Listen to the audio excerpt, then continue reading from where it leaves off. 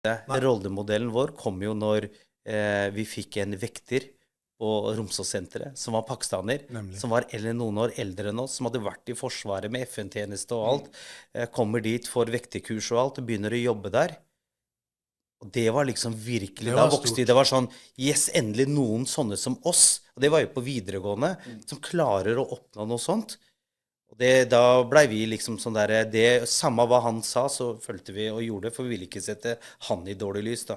Det traget med det var at han ble skutt og drept på Lindeberg senere, Imran.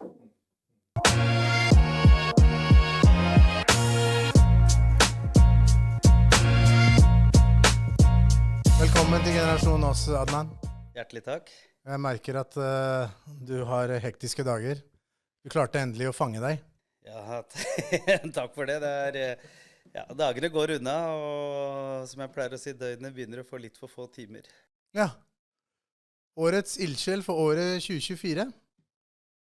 Under idrettsgallaen i Trondheim tidligere i år. Ja. Og så har det egentlig bare gått i ett, har jeg inntrykk av. Ja, det er i hvert fall det som er synlig, men det har jo egentlig gått i flere år før idrettsgalla nå, som man kanskje ikke har helt fått med seg, eller hatt det som fokus. Men etter idrettsgallaen så har det jo virkelig tatt opp. Den kurven gikk brått mye høyere oppover. Ja, i hvert fall den synlige kurven da. Og så er det alt det som man har gjort i veien fram til det, fram til idrettsgallaen, som har vært litt synlig, men ikke så synlig som tida etter. Fortell litt om det da. Hva er det som har vært bak i kulissene? Nei, det har jo vært mye arbeid, lange dager, masse møter, mye tilstedeværelse, mye foreldremøter, mye trenermøter, mye oppfølging av ungdom, mye oppfølging av trenere, holde treninger selv, være til stede og observere andre, starte med bydelstiltak, starte med samarbeid med bydelen og andre. Så det har vært hele den pakka der som har bare ballet på mer og mer og mer enn det å bare være på gressmatta og bare kose seg med den ene lille treninga kanskje den ene dagen, og så... Ja. Men det er noe hver dag. Det har vært inntil 3 turer opp og ned hver dag. Hvor mange år har du holdt på sånn da? Ja, siste 5 årene har det vært veldig intensivt. Og så har jeg vært trener der siden eldste min begynte i fotball i 1. klasse. Når du sier trener der, da snakker vi spesifikt om Romsås. Om Romsås, ja. Ja. Og alt dette her er før du er faktisk en politimann også? Jeg jobber 3-skift turnus, og har gjort det siden 2006. Så dette her kommer i tillegg da. Så du er i førstelinja? Stemmer. Og du har vært i 19 år? Snart til sommeren blir 19 år, ja. Wow. Hvor får du energien til alt dette fra? Nei, det er litt sånn vanskelig innimellom å gi noe entydig svar på hvor jeg egentlig får energien fra, men det er litt den der indre energien og indre motivasjon, kombinert med det som er ytre også. En ting er det at du ser andre, hva det betyr for andre, og den gleden og det vennskap og det samhold og alt det der at du har det på grunn av deg, eller de som er med sammen med deg. Men det ligger jo noe indre også etter hvert som jeg tenker litt på det. Alle de mulighetene som kanskje ikke jeg fikk når jeg vokste opp. Vi var en del av et idrettsmiljø, men det ble aldri noe mer enn kanskje en cup eller treningskamper eller seriekamper, men man skulle ønske at man kunne også få de mulighetene som veldig mange andre lag hadde på den tida også. Og hva idretten betydde for oss da, med samhold og sånn. Så det ligger noe indre motivasjon bak det, som ikke jeg har tenkt så mye på, men som jeg på en måte, som vokser, tror jeg, mer og mer nå. Så når du begynner å reflektere mer over det, er det alt det du savnet, som du prøver på en måte å gi de kidsa i dag? Eller tilrettelegge? Ja, det stemmer det. Både det jeg savnet, men også det vi hadde. Det samholdet vi hadde, de treningsdagene vi hadde, alt det som foregikk på banen, eller i et idrettsmiljø, det å finne på noe selv sammen med de du trener sammen med, ikke sant? Du opplever jo både opptur og nedtur, sammen i en gruppe som kanskje ikke er dine beste venner. Nei. Men, så det er den der tilpasningen man også har da. Og tilknytningen man får, og et bånd. Ikke minst. Ikke minst. Det vennskap og båndet som blir. Uansett hvordan du presterer på banen, så er det vennene dine. Mm. Og du har mange av de i dag også? Ja, en god del av de har jeg, noen har jeg mye mer kontakt med enn andre, men de fleste... Men det er vel naturlig? Ja. Så de fleste når vi møter dem, så er det liksom mye prat om gamle dager og gi hverandre klem og... Ja, er det en sånn greie vi begynner å få, tror du, den alderen vi er i, at alt var så mye bedre enn før tendenser? Helt sikkert. Sier det for det. Alt var så mye bedre før, men jeg er ikke så sikker på det. Nei, men hvis du drar oss litt mer tilbake igjen til barndommen din da, du har alltid bodd på Romsås? Vokst opp der? Vokst opp på Romsås. Fortell litt om det, hvordan var det? Når er det dere flyttet dit, eller familien din flyttet dit? I 80 flyttet vi dit. Da var jeg 2 år.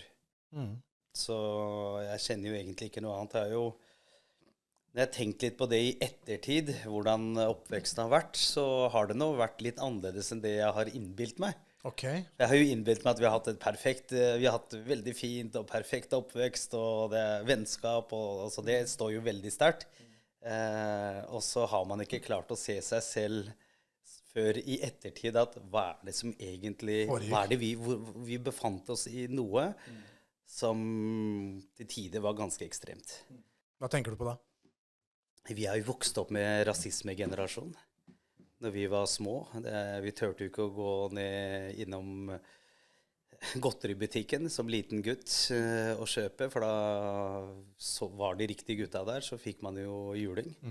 De trakasserte og kalte oss jævla pakkiser og svartinger og reiste tilbake og så videre, og jagde og spyttet på oss og den biten der. Og før man kom dit, så var det jo da mye banking på dørene og trakassering der, og tilgrising av ytterdøra, og søpla ble kastet i oppgangen vår, og folk kastet jo egg på rutene våre, så vi bodde jo i 2. etasje, der alle gikk forbi, så det var veldig lett, og det smalt jo i vinduene. Easy target. Veldig easy target. Da skulle jeg ønske jeg bodde i 8. etasje. Da var jeg glad for å vite at den høyblokka der, den er ganske høy, men jeg bor ganske lavt nede. Så det er jo liksom det som har vært litt av starten. Så man ikke har tenkt noe på det, man har bare akseptert at sånn var det. Tror du det har preget veldig mange av oss du er jo en 78, samme som meg, og tror du det har preget generasjonen vår i mye større grad? Har vi fortrengt noe av dette her, eller har vi tilpasset oss i mye større grad enn hva kanskje folk gjør? Hvilke tanker har du rundt det? Jeg tror nok vi har fortrengt dette her ganske, og ikke valgt å snakke så mye om det. Jeg har ikke snakket noe særlig om det, bortsett fra med venner, men da har vi heller ikke gått i detaljer og dybde og hvordan det var. Alle bare visste at det var det, og så har man ikke snakket noe mer om det i tida frem til nå. Nei. Og så begynner man å tenke tilbake, ikke sant? I hvert fall for min del nå, hvor jeg drar tilbake og tenker, hvordan var det egentlig? Men det er veldig mange som ikke gjør det. De har bare akseptert det, stiftet kanskje familie, tatt utdannelse, stiftet familie, og så går livet videre. Og så har man bare akseptert at sånn var det. Men når du tenker tilbake til hva du egentlig sto i, og begynner å analysere det litt sånn ovenfra fra et sånt fugleperspektiv, så tror jeg man tenker at shit, det var egentlig ganske brutalt. Jeg tror det var ganske røft, fordi det var, i alle bydelene så var det alltid, basert litt på alder, så var det flokker. Du hadde alltid disse mopedgjengene med hockeysveisene, og det var mye drittslenging, det var mye pakkis, svarting, litt diverse faktorer rundt det. Jeg tror våre foreldre kanskje merket det enda mer enn det vi kanskje gjorde. Tenker du rundt det? Ja, altså når jeg snakker med mamma om dette her, så sier at de ble jo tatt imot, altså når grensene åpnet her i Norge, så ble de tatt imot på en veldig fin måte. Ja, absolutt. Jeg hadde det veldig fint, og så ble det et skille etter hvert, når det da også begynte å komme flere, hvor kanskje motivasjon og intensjonen deres ikke var det samme som det var med den første bølgen som kom inn, hvor da, det var jo også ressurssterke mennesker som kom i den første bølgen, som på den tida kunne reise ut fra sine hjemland å forlate det og komme dit. De var liksom ikke fordrevet vekk fra landene sine. Fatteren hadde jo masse ressurser rundt på den tida, og de hadde jo fine jobber og sånn, da, men de ville liksom ut og utforske og få et bedre liv. Og da var det med innsatsen sin, ikke sant? Komme dit, og de visste jo ikke at du skulle til Norge. Nei. De var jo stranda i Tyskland, og så kom de seg videre derifra. Så, Mange av rutene starta fra Tyskland. ja, De så landte i København eller Oslo eller Toronto eller andre steder. ja. Så da ble man værende litt der, i hvert fall en stund i Hamburg, før man da grensen i Danmark åpna først, før Norge. Og så onkelen min bor jo i Danmark den dag i dag. Han reiste litt før ut fra Hamburg til Danmark, København. Og så fikk fatteren beskjed om at det er et land oppe i nord som snart åpner grensene. Ja, de trenger folk. Så de trenger folk, arbeidskraft. Der skal det være veldig bra. Jeg synes det er litt morsomt, for det er så mange av oss som har onkler og tanter i København. Mm. Og feriene på 80-tallet var bilturer ned til København. Det var det. 100%. Men man tenker liksom ikke over at ja, det var noen som kom til Tyskland for eksempel, så kom de videre til Danmark, og så valgte de å bare bli værende. Og så var det en eller to som tenkte, nei, vet du hva, drit i det, jeg kjører videre. Vi prøver videre. Ikke sant? Så da fikk du en avdeling i En av- København, og så fikk du en avdeling i Oslo. Ja, så familien Naim har en avdeling i København den dag i dag, og så er det avdeling her da. Har du noen flere slektninger rundt omkring i verden? Ja, vi har det ikke så veldig mye i Europa. Jeg har familie i Kypros, og så har vi da USA, England eller Storbritannia. Enhver pakistaner, tenker jeg da, med respekt for seg selv, må jo ha slektninger i England også. Selvfølgelig. Ja. Der er det. Det er obligatorisk. Det er obligatorisk. Jeg har for så vidt i Toronto, Vancouver, Tyskland, Frankfurt, Birmingham, Leicester. Manchester også. Manchester også, faktisk. Ja, det er Og København. Og København. Og København. Ja. Så det var jo litt den der med at jeg tror nok vi bare har liksom skjøvet en del ting vekk. Og så ikke tenkt så veldig mye på det. Og så begynner man i litt mer voksen alder å begynne å tenke tilbake da. Og snakke med foreldre. Men hvordan var det egentlig? Jeg har aldri liksom snakket med foreldrene mine. Nå er det bare mamma som lever da. Men jeg begynner å snakke mer og mer med henne nå. Hvordan var det, mamma, når du kom hit? Åpner hun seg opp på det? Forteller Ja, hun gjør det nå. Mer og mer. For hun skjermet dere tidligere. Dere er jo Ja. 4 søsken, er det ikke det? Ja. Ja, veldig. Jeg har aldri hørt henne snakke noe negativt, si noe negativt. På ingen måte hvor jeg kan se om det er noen følelser som gjør at hun angrer på å komme hit, eller valgte et liv her i Norge. Aldri. Så vi var jo veldig skjermet for det, men selvfølgelig de pratet sammen med sine, og hvordan det var. Så inntrykket mitt var at det var veldig fint. Jeg ser jo gamle bilder av pappa utenfor, det var liksom hipsters-tida utenfor Stortinget og sånn, når de sitter der. Det var bell-bottoms og høye sko, og Det var alle det. disse her kinokveldene på Sentrum Scene, og så var det noen kino ute på Kolbotn også, tror jeg, hvor de pleide å ha noen indiske filmer. Ja. Jeg tror den første bølgen, jeg vet ikke når moren min kom, men moren min kom i 76, faren min kom i 70. Eldste søstera mi hun er født i 73, og når pappa kom, han var ikke gift engang. Åja, ok. Så han begynte å jobbe her, og så gifte han seg senere, så han kom jo på 60-tallet en gang. Ja, ja, ikke sant? Han var en av de aller første. Ja, altså det var grensa hadde ikke åpnet hit, det var først i Danmark, og da ble pappa og storebroren hans værende i Tyskland, og fikk beskjed av tredjebroren som var i Danmark, at de ikke kom hit. De reiste sammen dit. Han dro først til Tyskland, eller til Danmark, og så fikk hun bare, vi sender deg billett, dere to reiser opp til Norge. Skikkelig koordinering da. Det ble til slutt, men alt etterretninga foregikk i Hamburg. Og det var et sånn veldig sånn der on the ground. Så Tyskland, etterretningsland. Jeg tenker jo veldig mye av det du sier stemmer jo i forhold til den opplevelsen første generasjon hadde, fordi de følte seg jo mye mer godt mottatt. Ja. Akkurat som faren din, så kom min farfar i 68. Men han var jo en gammel seiler, så han gadd ikke å være her lenger. Jeg tror ikke han klarte å finne roen noen sted. Nei, Så han reiste tilbake i 72, men det er en annen historie. ok. Men ting var jo veldig annerledes da, utifra det pappa forteller også. Ja, det var det. Det var ikke den direkte rasismen, men det var en del ting de også opplevde. Ja. Men så tror jeg det begynner å akselerere litt i løpet av 80-tallet. De merker en del ting, men jeg tror vi kanskje merket det da enda mer gjennom skoler og folk som var på vår alder.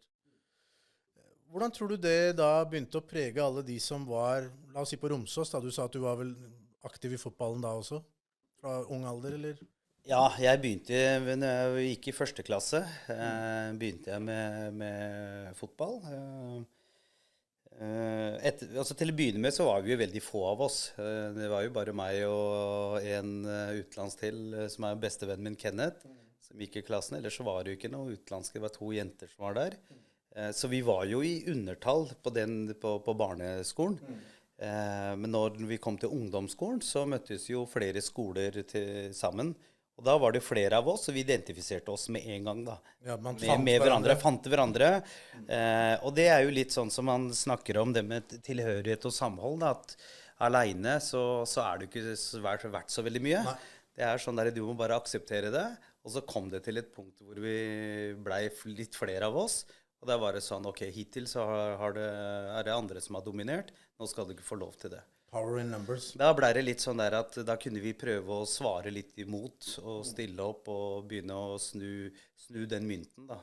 Fordi man i mange, mange år har bare akseptert det. Til slutt, hvis jeg hører noe på bussen eller et eller annet, sånn pakkis eller svarting eller et eller annet, så reagerer ikke jeg så mye på det hvis jeg skal sammenligne med kona eller andre i dagens samfunn. Fordi man bare, hei, slutt da, så kalte vi hverandre. Ja, så kalte vi hverandre selv for liksom bare sånn intern jargong, ikke sant? Men det gjorde noe med oss, og det gjorde noe med veldig mange andre som opplevde det, som kanskje ikke hadde lik forutsetning for å lykkes. Tror du oss fra bydelene har taklet det bedre enn andre? Det ble kalt svarting og pakkis fordi det var et numbers game også etter hvert. Ja, vi har nok klart å takle det og ikke... Så når du ikke reagerer så veldig mye på det, så blir det bare en del av hverdagen. Så tenker du, hvor mye skal jeg bry meg om det? Så begynte man heller kanskje bry seg om litt mer, kanskje andre ting som vi trodde var viktigere da. Men det blir bare en del av hverdagen, så vi har vært der, been there, ferdig. Hvis du fortsatt er der, så må du fortsatt stå på den perrongen, men toget går videre. Og så må jeg også si at vi hadde jo utrolig mange venner som var norske og veldig med oss. Det var jo veldig blandet. Veldig blandet, ja. Så hverdagen var jo ikke bare det at det sto en gjeng rundt senteret eller whatever som drev og hang og banka seg opp hele tiden. Nei, alle vennene mine var jo norske. Men det var en frykt. Det var en frykt som var der. Absolutt. Men du vokste opp i en veldig tradisjonell pakistansk familie? Nei, det vil jeg ikke si. Nei. Veldig tradisjonell. Jeg tok den påstanden, bare for å se hvordan du reagerer på den. Nei, ikke veldig tradisjonell. Det vil jeg ikke si. For mamma, hun hadde jo noen utdannelser fra hjemlandet sitt. Og i sin familie så var det jo første som fikk studert psykologi blant annet, og fikk en grad og gått på universitet og sånn. Så når hun kom hit, så begynte jeg å studere etter hvert da, utdanne seg som sosionom. Så hun har vært en ressurssterk, fin dame som har stått på, selv med 4 barn, da, tatt en utdannelse her på Sosialhøgskolen. Sosionomutdanning. Og pappa begynte å jobbe med en gang, så han har vært opptatt med den jobben. Men mamma ville utvikle seg litt. Da. Så vi har hatt egentlig en veldig fin, veldig balansert, du ser mamma med norske klær og pappa med norske klær, altså sånn vestlige klær da. Ja. Men den balansen har vært fin, og det er den som på en måte jeg har likt det veldig godt, at jeg har den balansen med de ulike, altså min kultur har jo vært veldig tett på grunn av foreldrene og vår kultur, tatt vare på det, samtidig som vi har klart å tilpasse oss veldig fint. Jeg synes det er gøy at du nevner det, fordi utad så får man et inntrykk at alle pakistanere er like, ikke sant? Du har aunties med shalwar kameez og onkel som bare kjører busstaxi og den type ting, men at det er jo så store variasjoner hos ulike pakistanske familier også. Ja. Enten de kommer fra samme område, eller som din familie som kommer, jeg tror dere er nærmere Lahore dere kommer fra? Ja, fra Gujranwala. Ja, Gujranwala, ja, ikke sant? Mens alle du snakker med her, jo mer eller mindre District Gujarat. Men i den diasporaen også, så det jo store variasjoner. Variasjoner, ja. Og det med klær synes jeg litt morsomt at du nevner da, at mamma gikk med vestlige klær, for det var jo liksom big deal. Åh, hun går med bukse? Ja. Det var det veldig. Vi går med slengbukser og turtleneck med dressjakke over og kjørte. Pappa hadde ikke førerkort, så mamma tok jo førerkort her. Så mamma har jo kjørt bil fra hun kom hit, og fortsatt en dag i dag kjører hun bil. Vi har til og med kjørt bil til England, faktisk. Til Storbritannia med hele familien. Vet du hva, nå fikk jeg nesten lyst til å ha henne inn der. Ja. Det hadde vært gøy å få hele historien hennes rett fra kilden. Ja, hun sterk dame. Jeg håper henne alt vel, og det hadde vært veldig gøy å få henne inn her også. Ja, det tror jeg hadde vært gøy. Men tiden går, og du vokser, og dere som en, venneflokk vokser også. Hvordan begynner det å utvikle seg? Vi bor jo på Romsås da. Ja, vi gjør det. Vi bor der oppe. Golanhøyden, som det også ble kalt. Eller Dollaråsen. Ja. Nei, vi hadde veldig fint samhold, veldig bra nettverk, men et nettverk som på en måte ikke var inkludert i alt da. Vi ble jo aldri invitert på fester når jentene i klassen hadde fester, og på ungdomstida og litt sånn, ble jo alltid de som ikke kom, ja. Fordi det var den ene siste, og det var ikke vi. Da var det ikke plass lenger. Da var det dessverre ikke plass, eller mer blekk igjen på til invitasjonskortet. Så det jo litt den der at man føler hele tiden at man litt utenfor da. Ja. Man en blandet, vi litt annerledes, de andre sånn de men vi føler litt annerledes til slutt. Så etter hvert så ble det sånn, også på klesstil, ikke sant, man gikk jo med klær man ikke hadde råd til sånn i utgangspunktet, men via kontakter så fikk man jo tak i det, og da var det jo både Levi's og Diesel og Chevion og alle de merkene der på den tida som kostet egentlig skjorta da. Var det de kontaktene som hadde sånne magneter, eller som bare kunne fjerne ja, ting? Ikke mine, men ja, enten det eller andre, så vi begynte å få et veldig bra nettverk på ungdomsskolen da, ja. Med andre som kom inn. Folk var jo spesialiserte på ting. Veldig spesialisert, ja.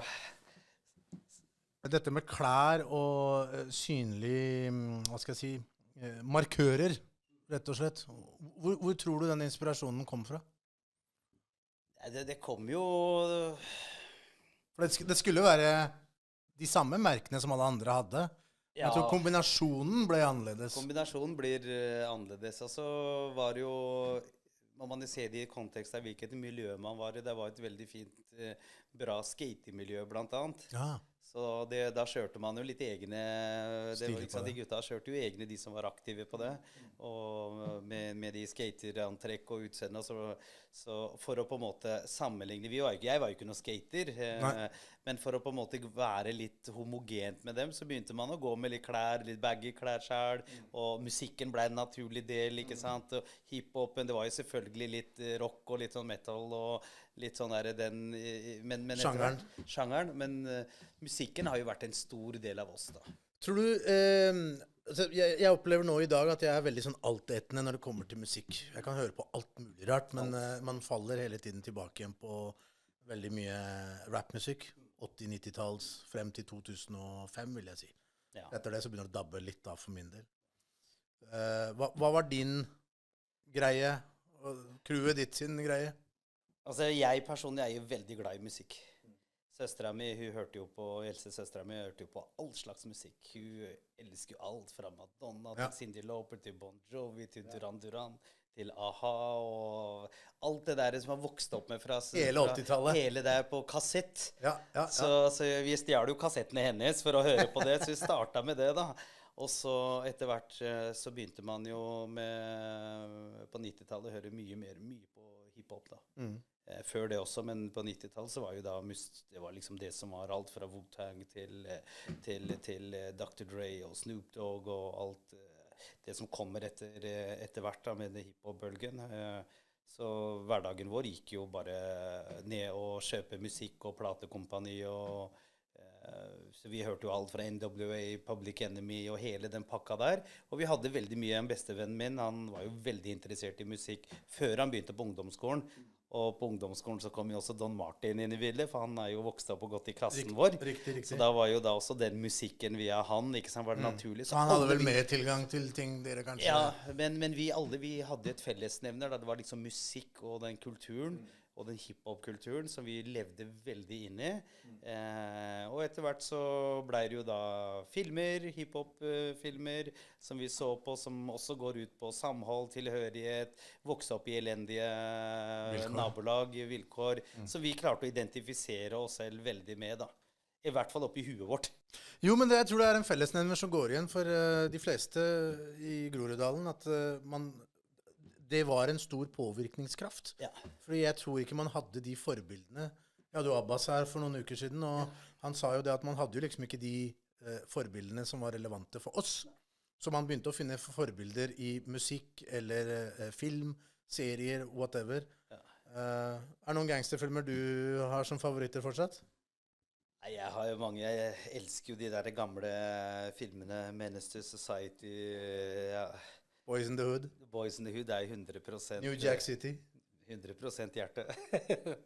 Vi snakket om Juice sist han... Ja, Juice også. Og så var det en annen, de som stjal alle disse bilene her. Jeg skal bare komme på, så skal jeg si det.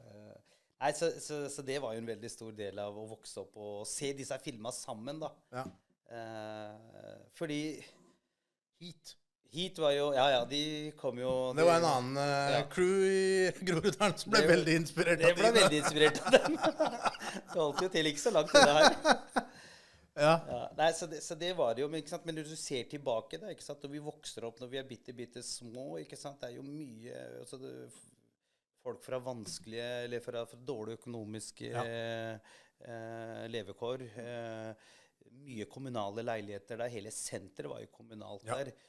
Masse alkoholikere. Det var jo alle de som sniffa også på den tida, som tok T-banen opp til Romsås. Mye rus.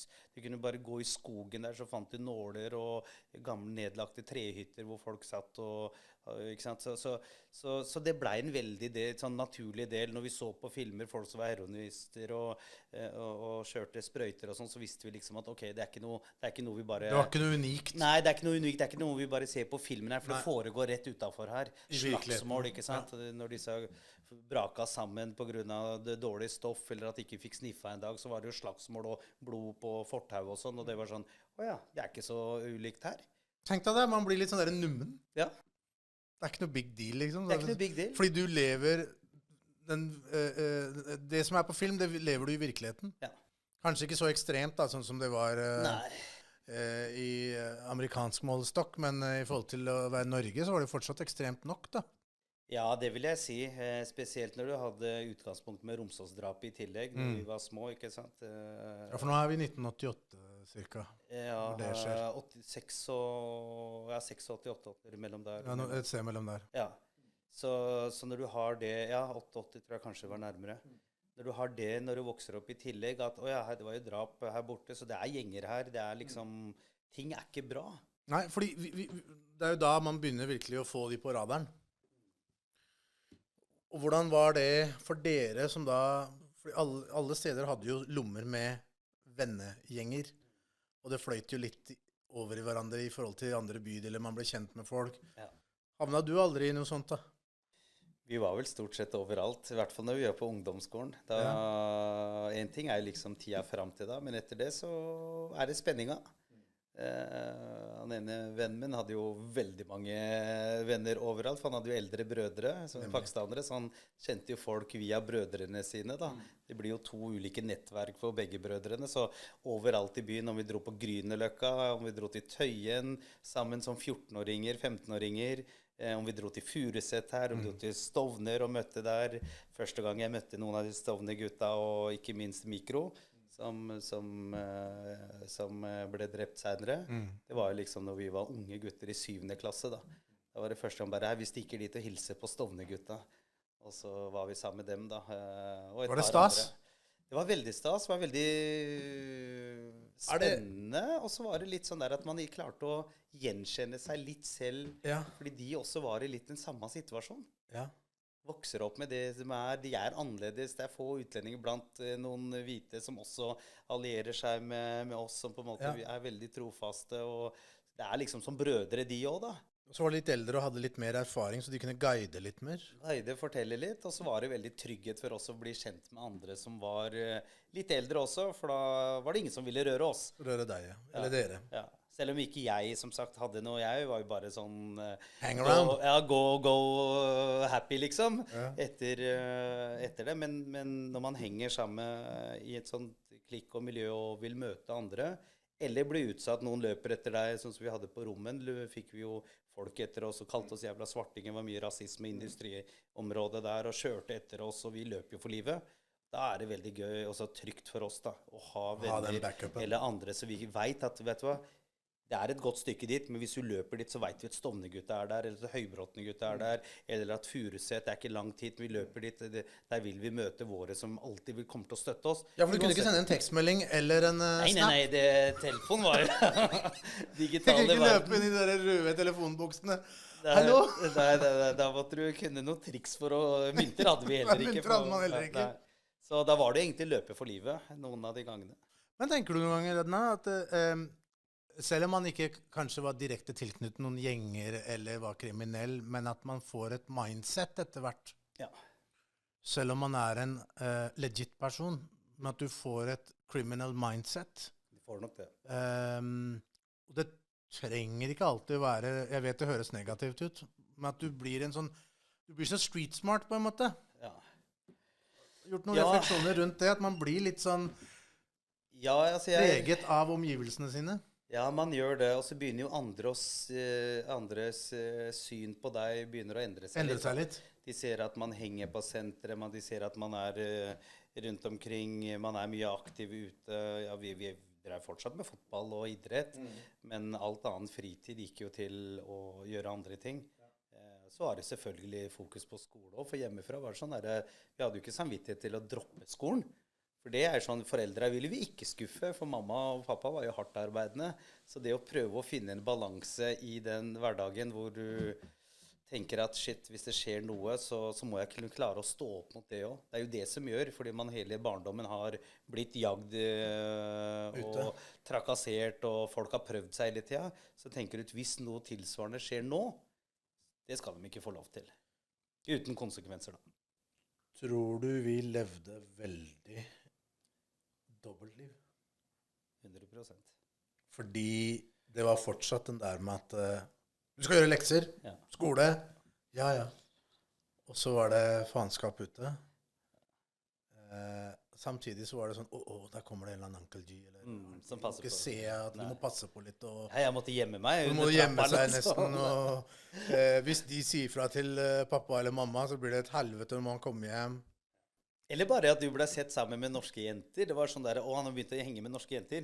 Ja, det var jo liksom enda verre. Ja. At bare, shit, altså, det er sønnen til Naim, andre står der med norske jenter og sånn. Jeg så han med en gori-gori.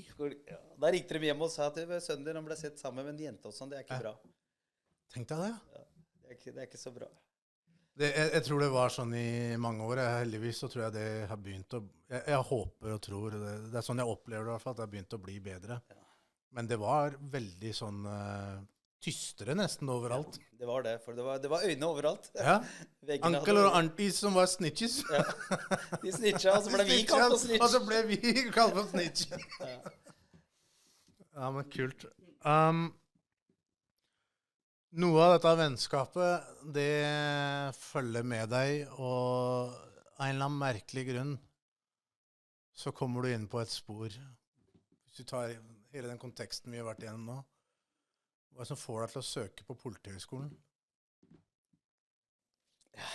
Jeg kan jo si bare at vennskapet mitt med Kenneth startet jo allerede i første klasse, og så møtte jeg jo to andre altså på ungdomsskolen, selv om vi visste om dem tidligere. Det var Romsåsgutter, men de gikk jo på en annen skole. Så vennskapet med dem fra 7. trinn har jo vart til og med i dag. Vi er jo fortsatt oss 4. Fantastisk. Pluss, som vi sier, et par apekatter til. Ok. som kommer inn. Er det litt rasistisk Nei, ment, Adnan? det er bare kjærlighet. Romsås pluss et par apekatter. Ja. Nei, så det startet jo, og det som sagt, det vi hadde der, det har vi jo veldig sterkt i dag. Vi møtes jo fortsatt den dag i dag. Vi prates, og vi finner på ting sammen, og har vært i bryllupene til hverandre, opplevd et helt liv sammen, da. Jeg skjønte at Kenneth var litt snurt over at du var her alene i dag. Ja, han liker jo alltid å være til stede når jeg er Du der skulle jeg er, tatt da. han med. Vi får ta en ny episode. Ja, det kommer en bare episode meg med og han etter Ken. hvert også. Ja. Han skal være med han også. Eller også Romsdalsgutt. Nei, så det vennskapet har jo fulgt oss gjennom hele livet. Og man påvirker hverandre gjennom det vennskapet, da. Det gjør man jo. Og det er nok det som gjør at vi velger å søke, fordi for å søke til noe sånt nå var jo ikke i tankene våre i det hele tatt. Nei. Vi søkte oss til Forsvaret. Jeg søkte meg frivillig vekk. Altså, jeg var så lei Oslo. Det å vokse opp som en svarting i Oslo, på utesteder, ting, hvordan vi ble sett på, hvordan vi ble omtalt, selv om du ikke var en del av det, men du blir en del av det. Passa inn i en profil. Du passer inn i en profil, ikke sant? At, at svartinger og pakkiser er bare noe dritt. Det er liksom Lager den bare profil. bråk. Ja, det lager bare bråk. Uansett om du sitter på T-banen, så vil se folk rart på deg. Sitter du på bussen, ser folk rart på deg. Og til slutt så kommer jeg, og så skal du inn på utesteder, så nekter de adgang til 3 svartinger som kommer inn, og en hvit er sånn her, plutselig er det dress code, og så sier vi inn, ja, men han går jo med joggesko, liksom, og joggebukse. Spesielt hvis pakistaneren, det var en pakistaner som var eier av utstedet også. Da Ja, han var jo største. Du faen, altså, han var den største rasshølet av alle. Ikke slipp den pakistaneren inn. Ja, inn. Så det gjorde jo at vi bare, jeg fikk nesten sånn angst, at vet du, Oslo klarer jeg ikke mer, jeg må bare vekk herifra. Skal du ut på et utested og danse med noen damer, så tror du liksom at du er bare kriminell eller et eller annet sånt, ikke sant? Så der ble det jo Forsvaret som var aktuelt, og med glede, og søkte meg selv nord til slutt. Og så når jeg kom tilbake fra Forsvaret, så var det litt den der, noen av gutta som jeg var i Forsvaret sammen med, de bare, ja, kanskje Politihøgskolen den gang. Så sa jeg, nei, jeg har litt dårlig syn, så jeg tørte aldri å levere noen søknad. Jeg fylte ut søknaden den gang i 98, men så søkte jeg aldri på det. Det er 98, for de som ikke vet hva 98 er. Ja, 98. Hvorfor snakker Adnan baklengs? Ja. Nei, så jeg søkte aldri dit, og så for å tilfredsstille litt hjemme også, så kom jeg inn på ingeniørstudiet med litt sommer- og forkurs og litt sånne ting, for å få opp litt karakterer og for å komme inn, og så kom jeg inn, fordi mamma og pappa hadde litt sånn, vi har kommet hit, og dere må gjøre noe fornuftig ut av livet og sånn, og dette er sikre, gode, litt sånn der yrker etter britiske modellen da, som fortsatt henger igjen. Engineer, advocate. Ja. Så nei, jeg søkte og kom inn, og sist, når jeg skulle skrive bacheloren min oppe i NTNU, Trondheim, så ringer Kenneth meg før det og sier at det hadde vært, for han hadde også vært i Forsvaret, han var fortsatt engasjert i Forsvaret. Okay. Så sier han til meg at det hadde vært sykt kult hvis vi to hadde kommet inn på Politihøgskolen. Så jeg sånn, ja, tenkte jeg, oss to svartinger fra Romsås, liksom. Tenk at Politihøgskolen trenger det er ingen svarte, og vi har jo litt bakgrunn, og selvfølgelig kommer vi til å klare det. Ja. Og igjen så går det litt tilbake til barndommen, den påvirkningen, det samholdet, og det å gjøre hverandre gode, da, uten å tenke over det. Så var det bare sånn, ja, men Kenneth, kanskje vi burde ha gjort det? Tenk, kanskje vi skriver historie, da. 2 utlendinger vokste opp på Romsås i den første klasse, kommer inn på noen politihøgskole som bare skolen i seg selv er i prestisje, men med den historien vår da, og bakgrunn. Og så søkte vi, og så kom vi inn begge to. Og så har vi da gått 3 år sammen der. Eller egentlig gått barneskolen, ungdomsskolen, videregående, Politihøgskolen, og jobber sammen i Oslo politidistrikt den dag i dag sammen. Det høres jo nesten ut som en amerikansk film, det også. Bortsett fra at vi ikke er korrupte, da. Var det utfordrende å starte på Politihøgskolen, da? Med tanke på at du sier, det er 2 svartinger som kommer inn fra Romsås. Var det en utfordring å komme inn dit? Ja, jeg vil jo si ja, at det var det. Fordi du kom jo dit, og vi måtte jo tenke litt på hvordan vi ble sett på, og hvordan ble dere sett på? Vi er jo utlendinger fra østkanten, da, som man leser om i bøkene. Man leser jo om gjenger, man leser jo om drap, man leser jo om A- og B-gjengen og alt det, og mange av vennene våre var jo bekjente som ikke var direkte venner heller, men man hadde aldri noe uoverensgjort med dem. Nei. De var jo inne i de nettverkene, og dette leser man om, dette snakker man om, og så Som er en det, virkelighet for så veldig mange. liksom virkelighet for oss, og det var jo ikke snakk om at jeg gikk med Carhartt-bukser og hettegenser og sånn på Buffalo. Politihøgskolen. Det var liksom mer prøve å passe til en profil for å skli inn i miljøet, for ikke det å se annerledes ut da. Hvis alle går med Gore-Tex-jakker og trange olabukser og løpesko, så var det sånn, yes, da må jeg også prøve for å på en måte passe litt inn. Vi var veldig få med utenlandsk bakgrunn som kom inn. Som kom inn. Av 248 var vi 7 stykker. 3 av oss var jo veldig synlig utenlandske, mens resten glei jo veldig fint inn på grunn av sin bakgrunn og etnisitet da. Så man blir jo veldig synlig, og så når det er i auditoriet så ser du 3 svartinger med politiskjorta på, Som sitter sammen. som sitter kanskje sammen, i hvert fall 2 av dem. Skifta dere klær når dere kom tilbake igjen til Romsås, fra Gore-Tex og trange olabukser til Nei, det ble, der var det T-banen hjem, og så var det prøve å leve litt, men da er man litt inne i det moduset. Ja. Man er litt Man i et begynner å bli nytt litt liv. vant til det. Ja, og så tenker man det å holde nivået. Vi har vokst litt ifra det. Men sånn som jeg går nå plutselig, og hvor avslappet jeg er til det, hvis jeg har lyst til å gå til jobb med bare joggebuksa mi og en hettegenser og capsen bak frem og sånn. Jeg gjør jo det nå. Men jeg hadde nok ikke helt Turt det da. på den tida, nei. Nei. For det er lærere, det er andre som ser, og det er liksom hele tida hvordan vil andre se på meg. Og så går det vel litt på den tryggheten man får etter hvert når man kommer inn i aktiv tjeneste, og Ja. man finner sin plass, Ja. og man blir mer og mer sikker på sine evne, skills og evner. Ja, helt klart. Men etter de 3 årene så havner du på, hvis ikke jeg tar helt feil, og ikke har lest feil, så havner du på Grønland. Ja. Grønland begynte jeg å jobbe med, Ja. og var der i 14 år før vi ble slått sammen med Sentrum politistasjon. Riktig. Hvordan var det, ja? Jeg jobber på Grønland har vært fantastisk med den ledelsen vi har hatt der. Ja, vet du hva, de var veldig, veldig gode mennesker, og er gode mennesker, og tok oss veldig godt imot. Fordi de hadde jo, jeg kan tenke meg, de så det meste av østkanten generelt, og det Ja. har vært en helt annen Ja. tilnærming til veldig mange ting enn det kanskje andre steder har, da. Ja, og det var jo den tiden før man, hvis du ser Grønland nå, før man bygde ut alt det Ja. som er Ja. ned mot, hva skal jeg si, nedover mot Sveigårdsgata. Ja. Alt var jo tomt, det var jo ikke noe høyblokker, det var ikke noe blokk, det var liksom en bensinstasjon, og bak den så var det jo der trikken kjører, og det var jo ingenting der.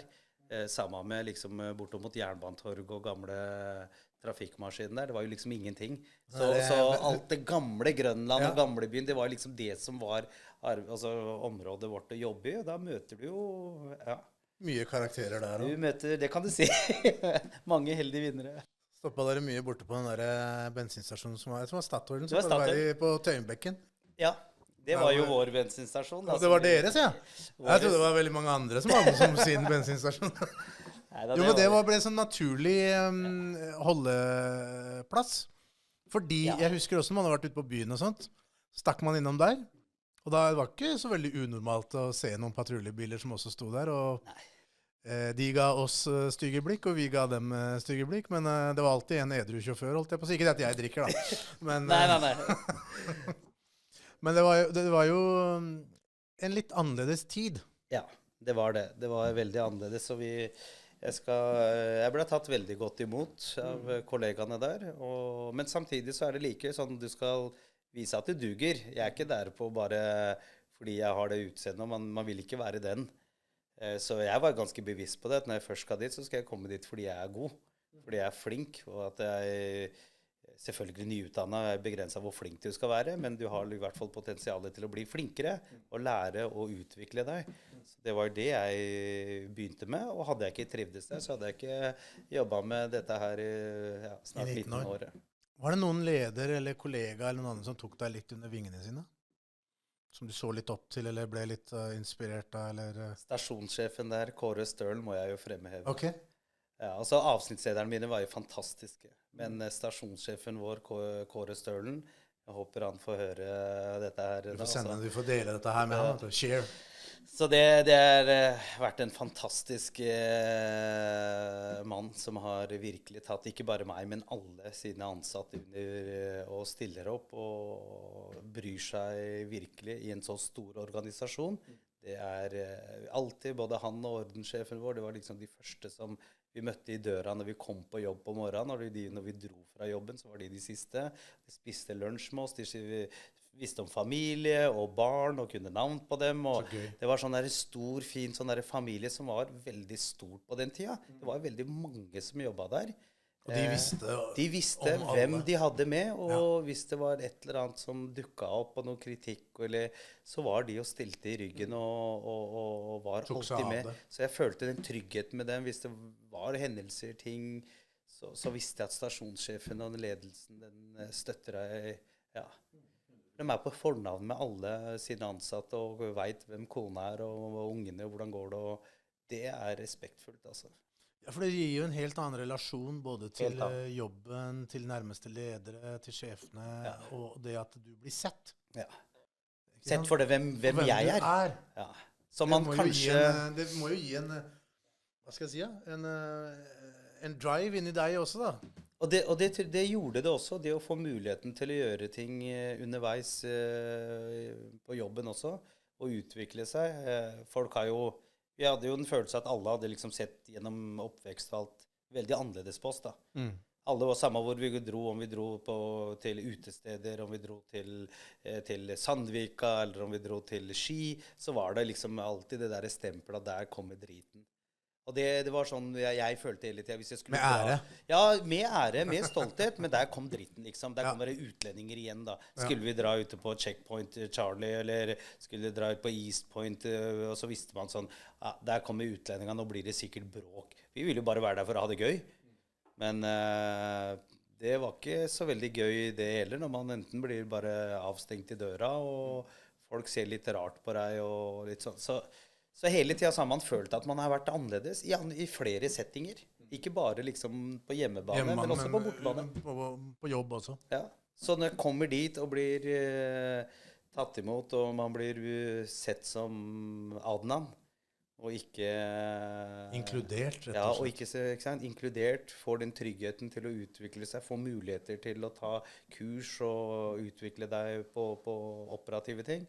Så begynner man å få tilbakemelding og oppfølging, fordi man har interesse. Det ingen som har plassert meg i den situasjonen. Jeg har satt meg selv, og det sånn som vi sier på Roms også, at når vi bestemmer oss for noe, så gjør vi det 150%. Så det var sånn målet mitt. Når jeg først går inn og gjør noe, så skal jeg gå 100%. All in. Så etter hvert som du begynner å komme inn i rytmen og systemet, hvordan opplevde du at folk rundt deg reagerte på at du ble politi? Ja, for det meste så var det jo, i og med at vi var 2 venner da, og så var det egentlig veldig mye positivt, også blant den litt eldre garden. Men litt av utfordringen ble mer synlig blant de litt yngre som ikke forstod det helt. Nei. Spesielt de som var litt 3-4 år yngre, var litt sånn der, nei, nå skal du begynne å snitche på oss, og for de var liksom ikke helt modne selv, og så hadde jo ikke de som kom etter oss 3-4 år etter, har kanskje ikke opplevd akkurat de utfordringene som vi stod i på den tida. Ja.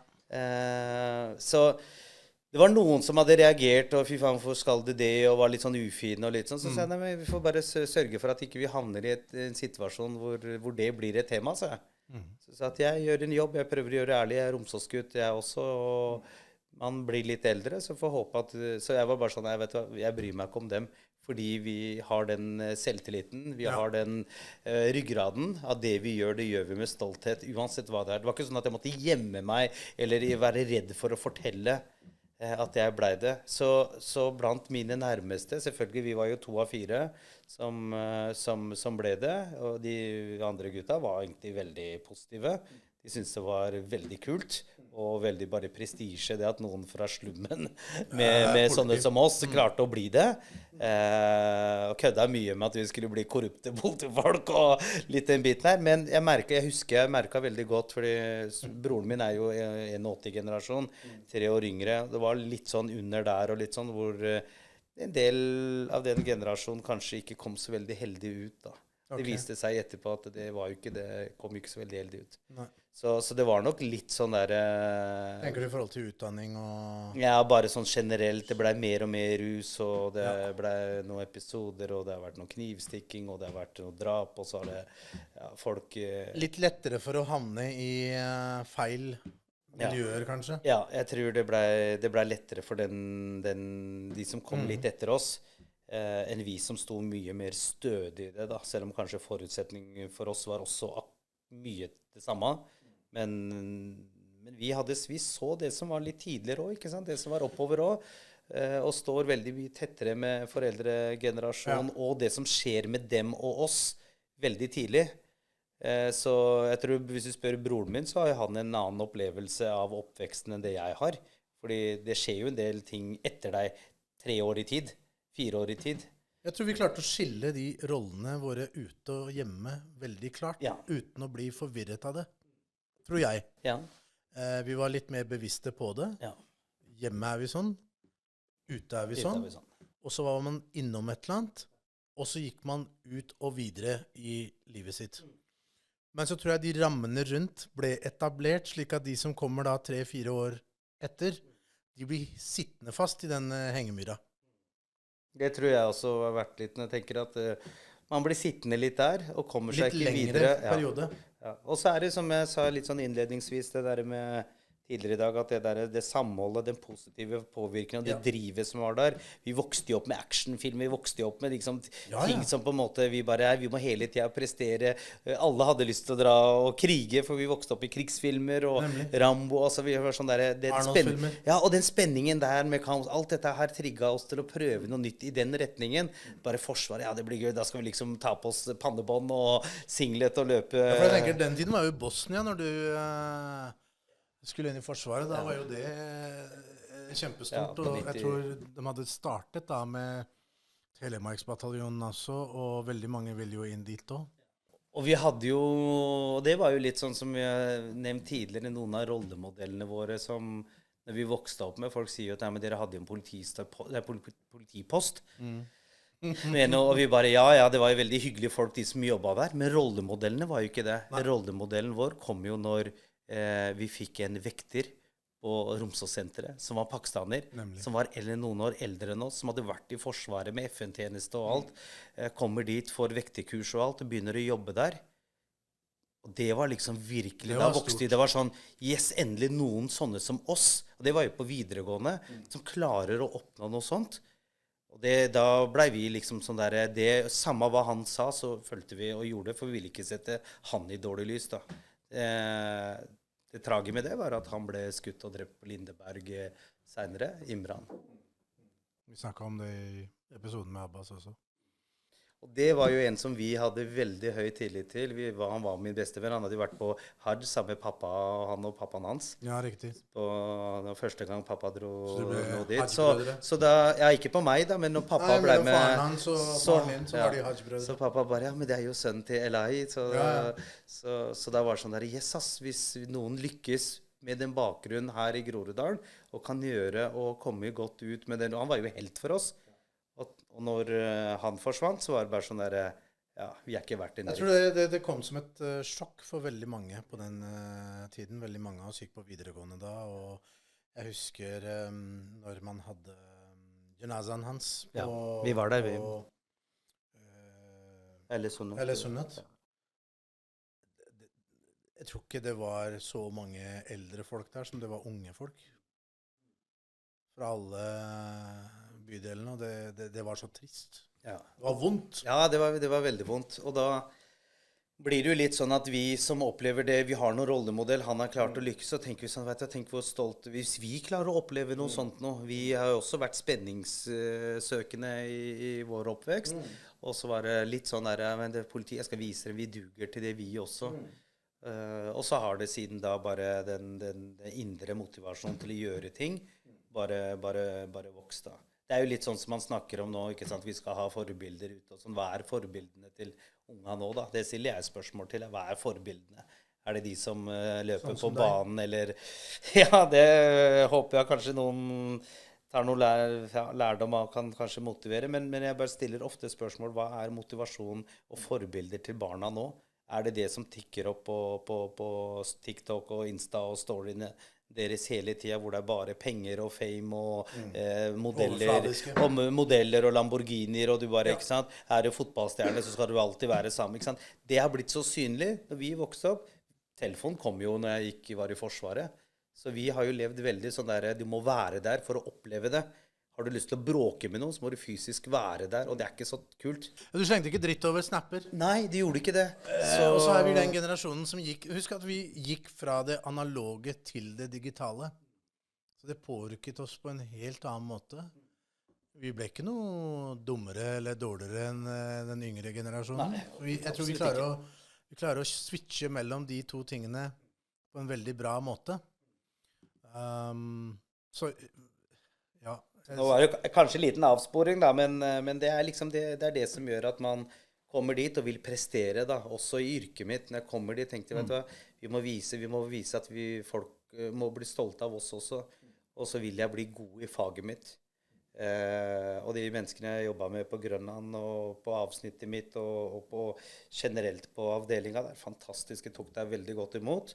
Og følte ikke at man ble stemplet, men jeg følte at jeg måtte bevise litt at jeg, ja, men det er vanskelig å bevise noe når jeg er nyutdannet, altså.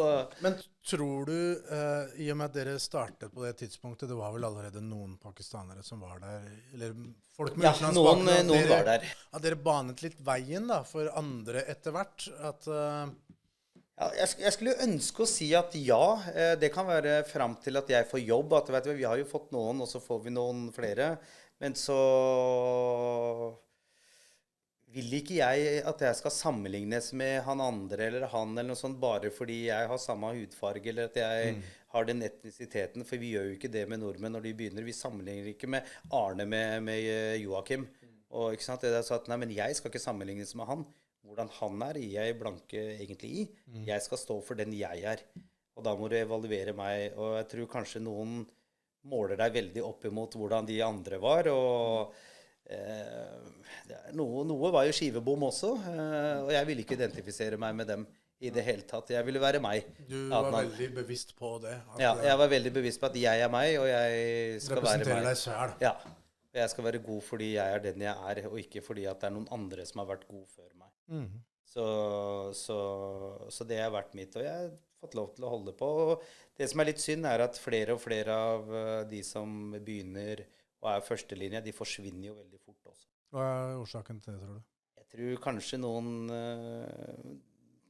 det var ikke så mye karrierejag, men jeg tror noen fra den generasjonen fortsatt tenkte at jeg må bli opp, jeg må bli det, og jeg må få litt mer gull på skuldra, og jeg må få gode. Jeg får jo ofte høre det, da.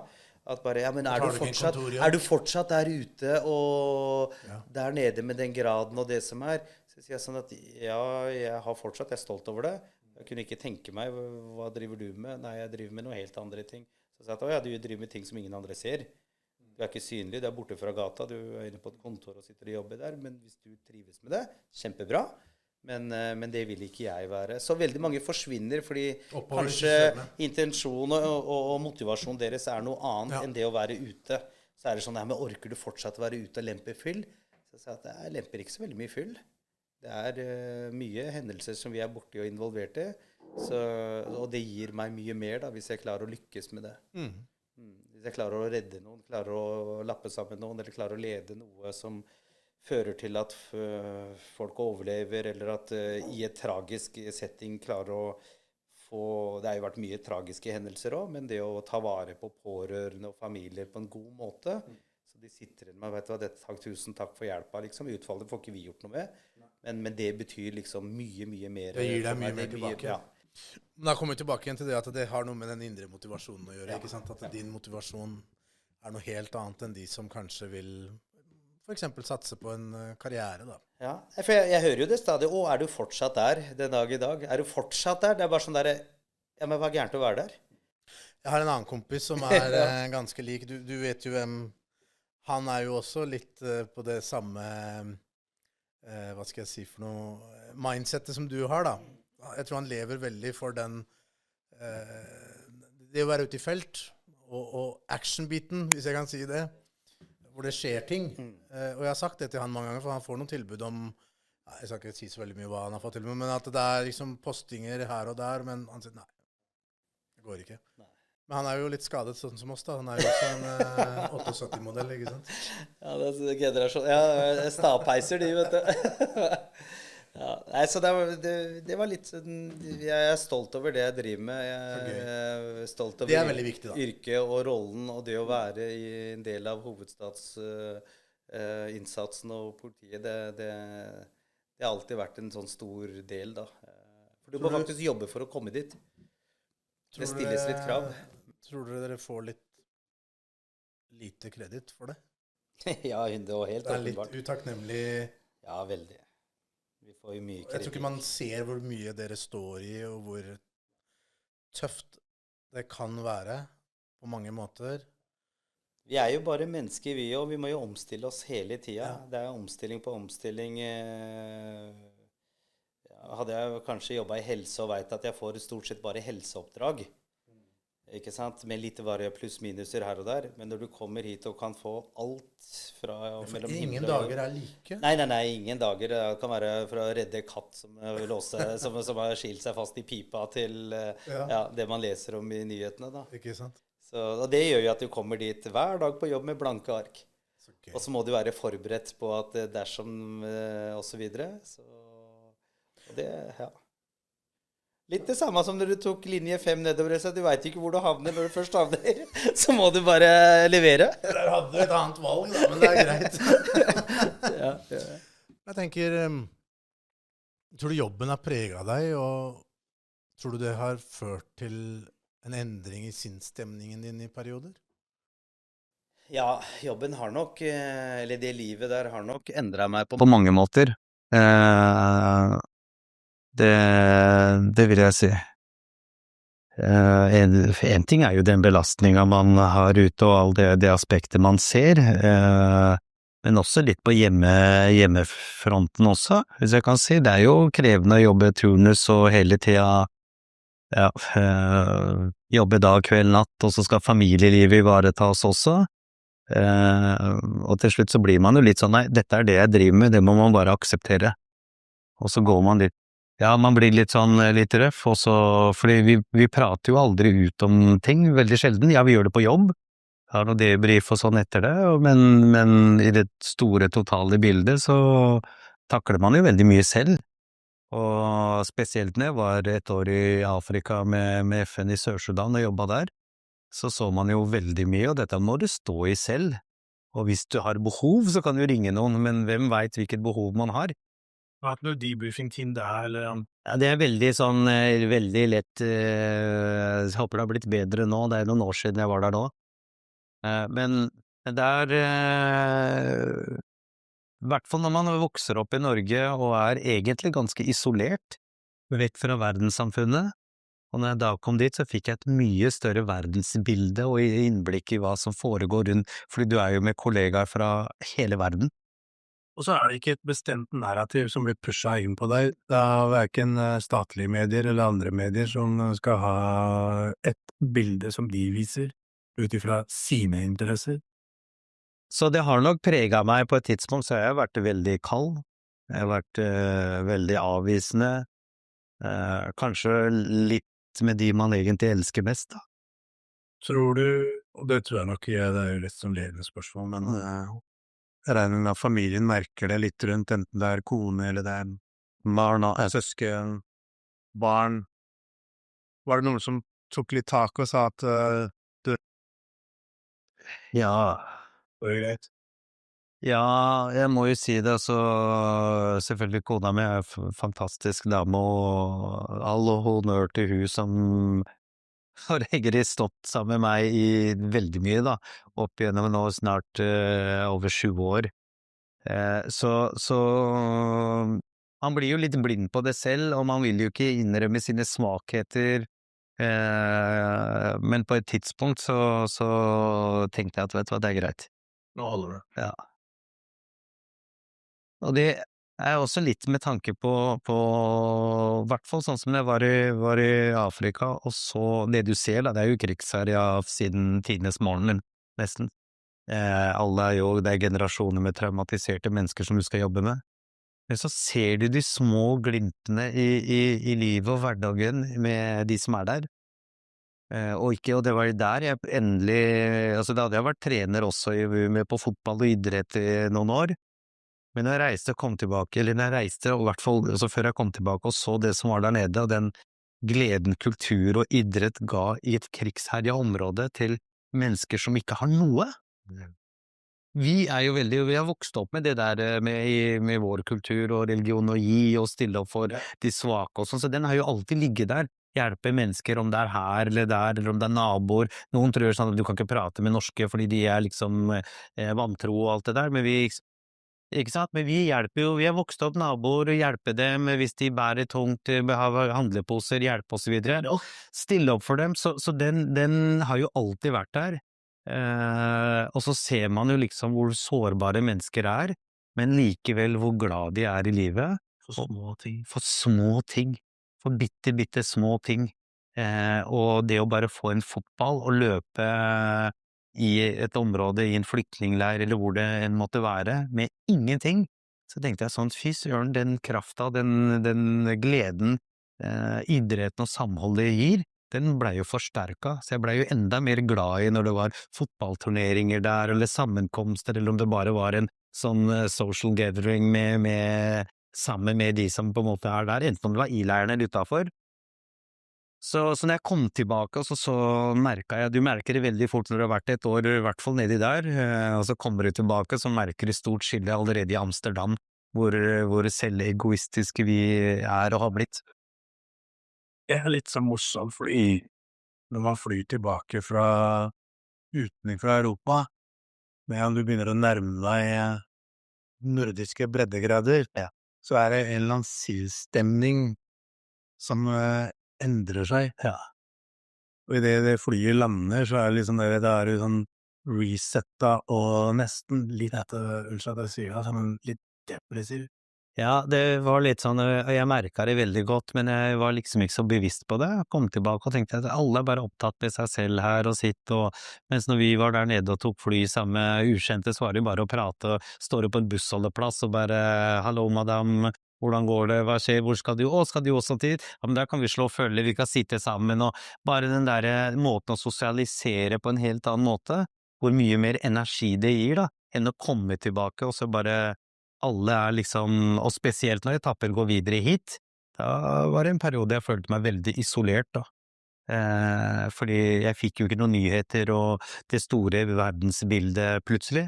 Det vi får gjennom VG og Dagblad og andre medier er liksom veldig begrenset, og det gjør jo noe med deg, ikke sant? At man begynner å bli litt sånn innelukket. Du tenker hvordan det er med alt som blir pumpet inn, hvilke bilder vi faktisk får, og hva slags bilde som man prøver å lage. Ja. Liksom. Ja, så da var det jo litt sånn, jeg kom tilbake, og så gikk det litt tid, og man må sitte og reflektere litt, og litt sånn hva man ønsker, og ikke, ja, store kontraster. Men det totalbildet gjør at det skjer noe med deg da. Vi er fortsatt flinkere enn veldig mange andre steder i Norge, Groenland, til å kunne snakke med ukjente folk. Ja, det er vi da. Er du bra? Ja. Nå føler det. Ja, det er også...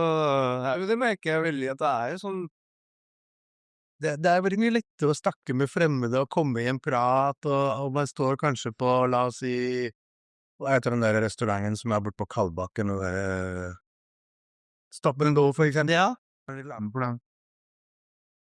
Ja.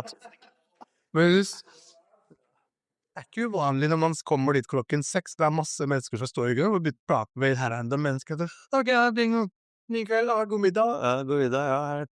Det synes jeg er veldig unikt i de områdene. Hva ble du det litt sånn da? Ja, jeg slår alltid en prat med folk som smiler, og så står der, og uansett hvorfor man står i en kø, og hvor idiotisk innimellom det kan føles å bare stå der, fordi det er ene kassaapparatet er åpen, mens de 10 andre er stengt, så står man i kø, så begynner man å prate litt, men det er veldig mange som på en måte, ja, man får skyggelapper, og så ikke prater med. Når jeg er på Furuset, eller i hvert fall sikkert når du drar tilbake til Romsås også, at du skal jo inn i butikken, så tror jeg du møter 10 stykker som har en pizza på, hei, nå går det bra, hei, de sa det ikke, og så tar det nesten kvarter, 20 minutter da, før du Ja.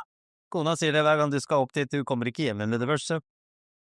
Stakkars, hun så tålmodig, vet du, at det helt, ja, det pris i seg selv, det. vær så god. Men tror du den opplevelsen i Sudan var med på å forsterke enda mer den trangen eller iveren etter å jobbe med frivilligheten? Ja, jeg vil jo si at det en altså, det var en påvirkning det, som ga meg enda mer hva skal jeg si, motivasjon å stå på, og ikke minst viktigheten av idrett, da. Idrett, samhold, og hvis det kan gi så mye glede og lykke, og i et sånt kontekst som vi var i Sør-Sudan, så tenkte jeg sånn at det må vi, her har vi mye å lære av. Så har man jo et ønske selv om å altså, være med sammen med barn og unga sine, og være med å utvikle dem, så den kom jo også i tillegg. Og så spørsmålet hvor mye skal man bruke, så jeg sa jo nei flere ganger til styrearbeid, å gå inn i styret, for jeg vet at styrearbeid krevende, for jeg sitter i foreninga på jobben også i 5 år. Så jeg vet at hvis du først skal inn og gjøre noe, så det veldig krevende, men på et tidspunkt så bare, greit, tiden sikkert moden for det, og jeg sa til kona hjemme og sånn, for da hadde jeg trukket meg fra verv på jobben, så hun sa liksom at ok, skal du inn der, og hun visste at så sa jeg at ja, jeg gjør det. Så når jeg da kom inn i fotball, inn i idrettslag og i styret der, så var det jo ingen grense egentlig på hva jeg ville. Og heldigvis et fantastisk idrettslag som har latt meg gjøre sånn som jeg vil, uten å stille noen spørsmål og ha noe vedtak på noe, for sånn klarer ikke jeg å styre meg. Så når jeg først fikk mulighet til det, så det bare å identifisere noe, det skal vi jobbe for. Og veldig fri, og styreleder var en fantastisk dame som bare stilte opp og gjorde det, og sammen med de andre så bare kjørte vi bare på. Vi var jo veldig lite, vi jo fortsatt et lite idrettslag, men vi har nok oppnådd en del resultater der som ikke hadde vært på plass uten mitt tempo. Hvilken aldersgruppe det dere jobber med? Nei, det alle aldersgrupper. Nå har vi åpnet opp helt ned til barnehage, 4-åringer også, og helt opp til de eldste. Fikk i gang jentefotball og fikk tuna litt inn på senior og åpnet for de yngste og lagde litt flere bedre rammer og fått inn flere ungdommer og stille litt krav og kurs og skape et godt miljø da, for å få flere inn. For å bidra, og jeg har lagt mye energi i det, som jeg tror ikke folk aner det. Jeg tror ikke jeg selv aner det, hvor mye energi jeg har lagt i det, men så min tanke veldig tidlig var liksom at når jeg kom inn at her det noe, vi har vært glemt i mange år. Det et idrettslag som har eksistert i 50 år, og jeg tipper at de siste 45 årene så har jo ikke det skjedd noe utvikling. Så jeg var veldig tydelig på at jeg skal ansvarliggjøre, dette her må på plass, og idrettslag må stå samlet, spesielt opp mot kunstgress, anlegg. Jeg forstår det fortsatt ikke den dag i dag, at ikke de rammevilkårene for å drive idrett, at ikke de på plass. Hvis Jesperudjordet har et varmeanlegg, men det står tomt, og så det diskusjon mer på hvem som har lagd og bygd det anlegget, enn å bare sette den i gang og betale kostnaden, for å forebygge, eller for å få inkludere flere inn i idretten, så klarer ikke jeg sitte her på sidelinja og bare se at det skjer, uten at jeg kan være med å si noe. Så det samme, vi driver med undervisning, til tider oppdragelse, verdiarbeid, gi gode holdninger til barna for at de skal lykkes i fremtiden, ikke minst disiplin, samhold, de må klare å spille med spillere som ikke har samme nivå som dem, hele det mindsetet der, som ganske krevende, og så må vi gjøre det like ved en buskass. Vi må stå under et tre når det regner, for vi har ikke noe samlingsplass, og så da tenker jeg sånn at da hadde vi nesten bedre i Sør-Sudan, når vi drev og holdt på der, for det var i hvert fall satt opp telt, fra FN eller noe sånt, men når vi kommer dit da, på Romsdal, så ser jeg at vi har jo ingenting. Og det er veldig mange andre klubber som også mangler det, men fokuset ble mer og mer, for jeg savna jo alt det i min oppvekst òg. Samlingsplass, klubbhus, et sted hvor vi kunne dra, bortsett fra ungdomsklubber som var ganske mye av det, men der kom jo også alt det andre òg. Og der blei vi kjent med veldig mange som vi kanskje ikke skulle ha blitt kjent med.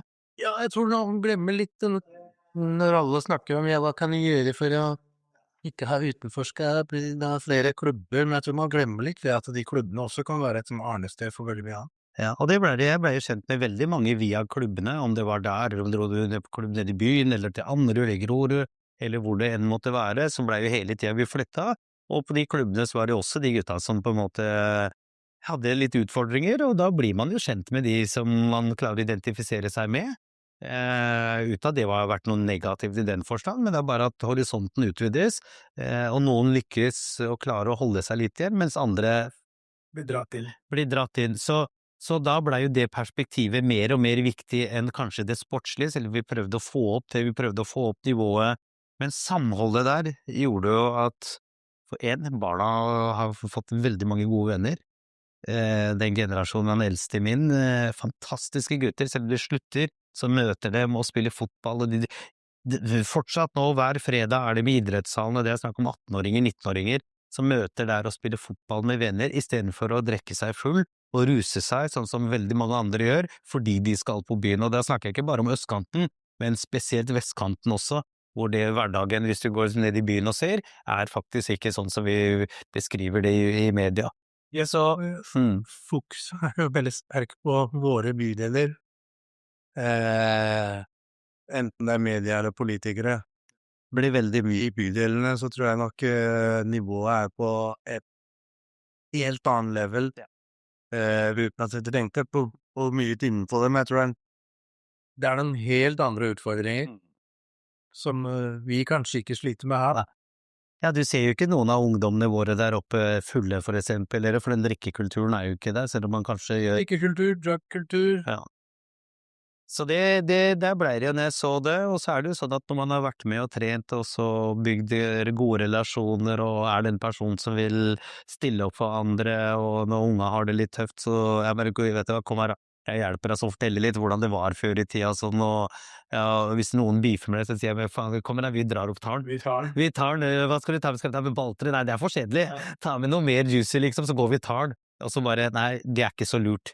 Og så forklare konsekvensene for at det er ikke bare du som har det dritt, eller har hatt det dritt. Det er mange andre har opplevd det. Og det er en ting jeg pleier å si til dem, at den dagen du får juling fordi du er svart, da begynner vi å snakke, da kan du begynne å virkelig ta igjen. Men når du ikke, men bare den der hverdagstull, drittslegginga som gjør det, så sa jeg at det har vært oppveksten vår. Man fikk juling, man ble trakassert, man ble jagd, man var redd for livet, fordi du var rett og slett bare feil farge, og du hadde et feil navn i tillegg, som ingen klarte å uttale. Så blei det også, ikke sant, der kommer apekatten fra Asia. Så vokse opp med det, så tenker jeg det er veldig interessant. Og det er en del av det i fotballen. Det er nok dessverre en del, for skillene er jo også blitt, ja, det er jo blitt store klasseskiller og sånn. Så jeg har jo da gått inn og brukt ikke, som sagt, den motivasjonen min er å få til noe og løfte hele området, så folk skal føle seg stolte. Jeg var aldri stolt av Romsås med de der grå, triste kommunale blokkene. Det var helt jævlig. Når det regnet, så det ut som at det var Tsjernobyl, liksom. Så det hele den pakka med den der, ikke noe stolthet, ikke noe, du føler det, som jeg sier, jeg har jo sagt det med utsagnene mine, at vi må få folk til å føle seg verdifulle. Med en gang du føler at du har en verdi, så vil du yte mer, du vil stille opp mer, du vil at noen av det vil nærmiljøet, og det ser vi i ungdommene våre også. Hvis jeg trenger trenere, hvis jeg sier at sånn som for 2 uker siden, så hadde vi Vålerenga damelaget på besøk, så sender jeg ut melding at vi må stille med trenere, vi må stille med ungdomstrenere, hvem stiller, vi er avhengig av dere, og de bare stiller opp. Og de bare, Vi må ha gjestfrihet, og de føler at de er en del av noe, og bærer det med stolthet, og over liksom 60 jenter som møter opp, og i alle klasser, og de minste som har en fantastisk dag der oppe. ved at frivilligheten, ja, vi er ikke på topp, men noen stiller opp på de enkelte dagene, det betyr jo så mye for lokalsamfunnet. Det jeg opplever da, Adnan, er at det du har gjort, er jo egentlig, fotballen blir jo en means to an end. Men det du egentlig jobber med, er jo fortsatt det samholdet som du opplevde, som jeg tror du verdsetter veldig mye fra når du var yngre. Og så tror jeg veldig mange av oss som er fra bydelene, vi har en sånn ekstrem stolthet i områdene våre. Ja, vi har det. Jeg tror folk ikke klarer å helt forstå da, at ok, greit, du er født og oppvokst her. Og som jeg alltid sier da, alle bydelene våre i Groruddalen, det er som små landsbyer, ikke sant? Så bråker man med de ulike landsbyene, men så har man også venner der. Men det er en sånn kultur hvor man har en sånn ekstrem tilhørighet og tilknytning, og det er det blant de yngre kidsa i dag også. Man er veldig stolt av området sitt. Så nei, jeg synes det er kjempefascinerende hvordan du klarte å liksom dra den røde tråden fra din egen barndom da, og bygge det opp. Det er dritkult. Ja, spesielt, jo, takk for det, men spesielt når man i den alderen man er i nå, blitt litt voksen, og så begynner man å analysere seg litt selv, og prøve å identifisere hva kan gjøres så andre ikke opplever det, og da er det litt fint med gode sparingspartner da. Jeg sparer jo mye, alt fra kona til barna mine, til vennene mine, til kollegaene mine, til mamma ikke minst, søsken, onkler, altså spør hva, så du får hele det perspektivet. Veldig viktig. Så, og drar det inn, og ikke minst de mammaene som er der, og pappaene som er der, og ungdommene som er der, hva er det dere savner, og så jeg synes rett og slett at det har vært, og samfunnet bærer preg av mye ansvarsfraskrivelse. Det er det folk er ansatt til å gjøre ting, men de leverer ikke. Og det er det som er egentlig min største frustrasjon da. At du er ansatt i det, noen betaler deg for å gjøre jobben, men du leverer ikke. Og hadde du levert, så hadde de tingene som vi fortsatt kjemper om det dag i dag, etter så mange år, det skulle ha vært på plass for lenge siden. For at vi ikke skal miste unger, ungdommer, man snakker om utenfor skal droppe ut fra idrett eller andre sosiale arenaer. Dette skulle vært på plass. Når ikke det er det, hva er det vi har rundt der? Jo, sånn der en nedslitt bygning som bare forfaller. Det er jo ikke noe stolthet når vi, og så neste fase når vi skal på en bortekamp, så går vi til det flotte, fine anlegget på motsatt siden av byen, og så kommer de hit, og så har du sånn at du er flau. Bare sånn at, åja, nei, vi skal møte et lag fra et annet sted hvor du vet at ressursene er 100 ganger så mer, og skal vi ta det imot, og så kommer mamma der med barna sine og sier, unnskyld, er det toalettet vi kan bruke? Nei, du må bruke skogen faktisk. Ja, for de kommer jo hjem til deg. De kommer hjem, det er på vår hjemme. Ja. Og gjestfrihet er så jævlig viktig. Ja. Så jeg skal Hvor toalettet er liksom bak hjørnet der, du må bare passe på at bussen for hver 7. minutt, så passerer bussen forbi deg, så vær litt rask og time det, så ikke alle de på bussen ser at barna, ja, og det er jo det, og det har jo jeg følt veldig, at jeg må ta imot og si og forklare dette her til gjester som kommer. Det går på verdigheten vår. Selvfølgelig gjør det det. Ja, stolthet. Det går på stolthet, verdighet. Jeg sier at nei, hvis vi er så uverdige, så er det Ansikt. Ja. Hvis du drar det så langt. Det er jo det. Så det vil ikke jeg at andre skal, de som barna som vokser opp nå, de skal ikke føle den der at vi er bare noe dritt. Unnskyld uttrykket, men jeg tror det er greit at du bruker det uttrykket. Ja, det jeg opplever mer ut ifra det du sier, og jeg snakker med en del andre også, er at og du sier at man er satt til å gjøre jobb, men det virker som det er veldig mange som er satt til å gjøre de jobbene, og de kommuniserer ikke med hverandre. Ja. Så høyrehånda vet egentlig ikke hva venstrehånda gjør, og så blir det alt blir borte i et slup. Ja, det gjør det. Så, og det er jo det som på en måte, ja, alt det totalbildet som gjør at, og det ser de menneskene at her er det noen som gidder å stille opp for andre. Jeg har jo ikke noen barn som spiller der, eller trener der, eller gjør noe. De spiller jo, Du har fått dem inn i en ja, de driver i andre klubber og holder på og sånn, så barndommen min det er jo 4 tiår der oppe da, som jeg har levd og vokst opp med, og den bakgrunnen og alt det som man egentlig har gravd ned for lenge siden, det vokser jo fram i meg den dag i dag. Og derfor gjør jeg, ja, det er komplekst, men hvorfor jeg gjør det jeg gjør, det er ganske komplekst. Kult. Jeg hører noen rykter. Ja, da er jeg spent. Jeg hører at word out on the street. Adnan Main bar en luken i bu med Hans Majestet Kong Ha. Holde i ryktene. Ja, da skal jeg prøve å moderere meg på en fin måte, da, men jeg pleier å si at det er ikke så ofte slott er under angrep.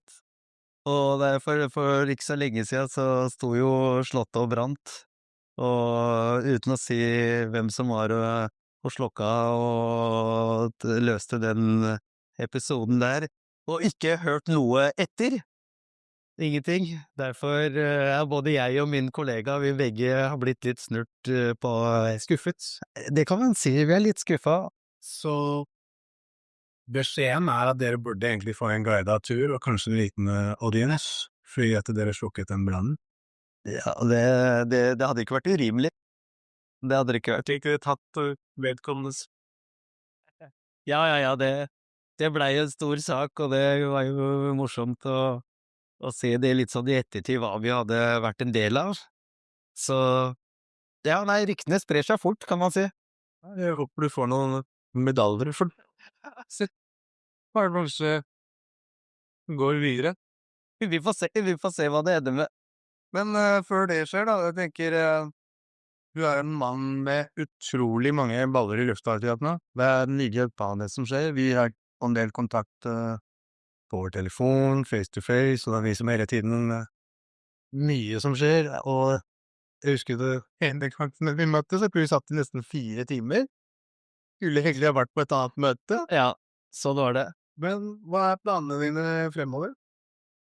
Nei, jeg har jo ikke helt klart å lande alle planene, for det, som de sier, det dukker stadig opp alt fra stort til smått. Så jeg vil gjerne gå inn der det er mer langsiktig jobbing med enkelte aktører, da. Du er i noen prosesser nå, eller? Jeg har noen tanker om hvordan man kan jobbe litt strukturert for igjen gagne nærmiljøet, da.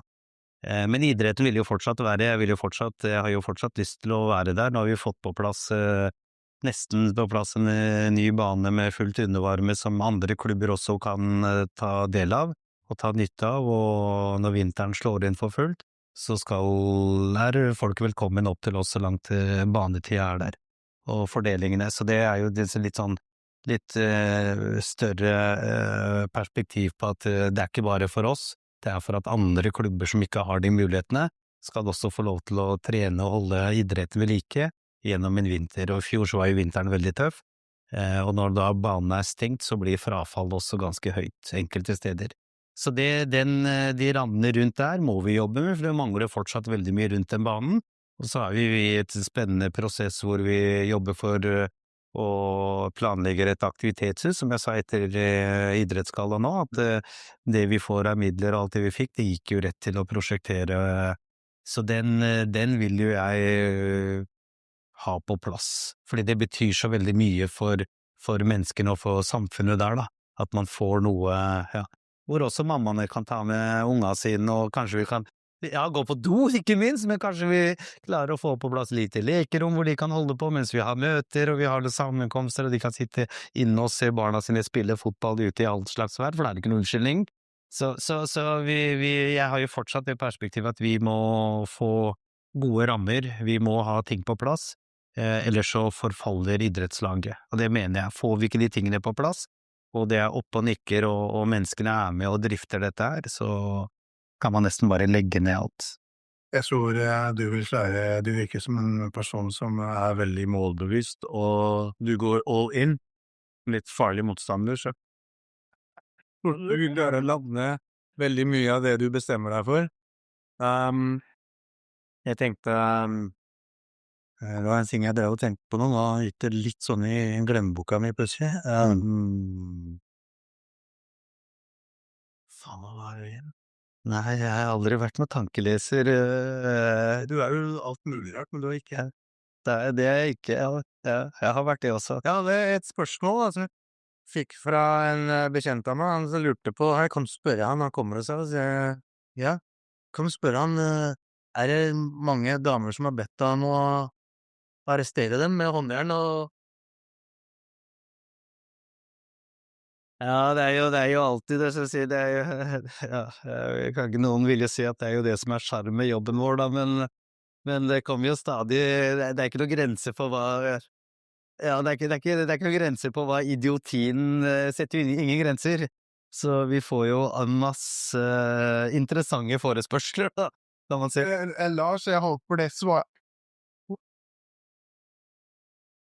Når kommer boka di? Ja, vi får se. Trending i norskpartisaner, så du må ha en bok. Jeg håper jeg klarer å få Vi får se. Håper jeg klarer å på en eller annen tidspunkt synge meg litt ned og kanskje inshallah. Nå ser du. Du er jo en klimanerd, har jeg fått høre også. Ja, Hvis du har vokst opp på 80-tallet, så kan man ikke unngå at man har nerdet på en del plastikkleker, som veldig mange av oss, så kan mellom pakke og fancy av drøyene. ja. At du har en jævlig heftig Transformers-kolleksjon, kan det stemme?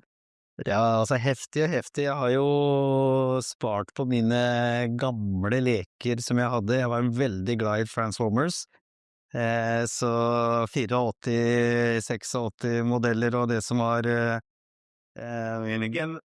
generasjon 1. Ikke generasjon 2 og 3 og reissue og sånn, men generasjon 1, fordi ja, jeg hadde en del av det, og en del av det som jeg ikke hadde, måtte jeg bygge med Lego for å få. For å si for å late som at det var den, men det var ja, det var det Lego-klosser i alle slags farger for å få den roboten, så etter hvert som tida gikk, og tenkte sånn, de jeg aldri eller jeg fikk mulighet til å kjøpe. Økonomien var jo ikke på plass. Vi hadde jo ikke noe økonomi til det. Man fikk samlet penger i bursdag, fikk en 10-kroning i en konvolutt, ikke sant, det er sånn bursdagene våre var, hva det startet med. 10 kroner i en konvolutt. Og så, ja, lapper var jo egentlig litt sånn fraværende til man blei litt opp i åra, men det var liksom 10-lappene også. Ja, 10-lappene, husker jeg. Så alt det jeg ikke fikk, men jeg hadde store ønsker, og jeg hadde jo noen som mamma og onkler og sånn ga bursdager, men det var en liten begrenset samling. Så etter hvert så begynte jeg jo bare, yes, eBay fant jeg ut at det var jo litt spennende, og det var jo før prisene og alt gikk i været også. Ja, så jeg begynte å samle litt og sånn, og nå står, og nok en gang da takk til kona, for jeg har det utstilt på soverommet for den. I en bokhylle, og kona klager, bare hva gjør alt dette galskap? Men du er veldig heldig at du ikke har fått din egen dedikert man-cave, og du har så godt bra at mamma har det på. Ja, så det jeg står opp på morgenen, så ser jeg Scorponok, jeg så Fortress Maximus, jeg ser hele Dinobot-samlinga mi, og alle Autobots står oppe, og Decepticons står der, og alle de kombinasjoner, Combiners står der. Så Jeg gikk alarmen. Du har da begynt å samle. Hva tror du er, veldig sånn kjapt, hva tror du er greia? Jeg kjenner mange nå, som har begynt å samle igjen. Og dagens var en artikkel i Dagens Næringsliv, eller E24, jeg husker ikke. Av en eller annen kar et eller annet sted som hadde en stor butikk i lokalet. Jeg kjenner noen karer bort på Fettsund også.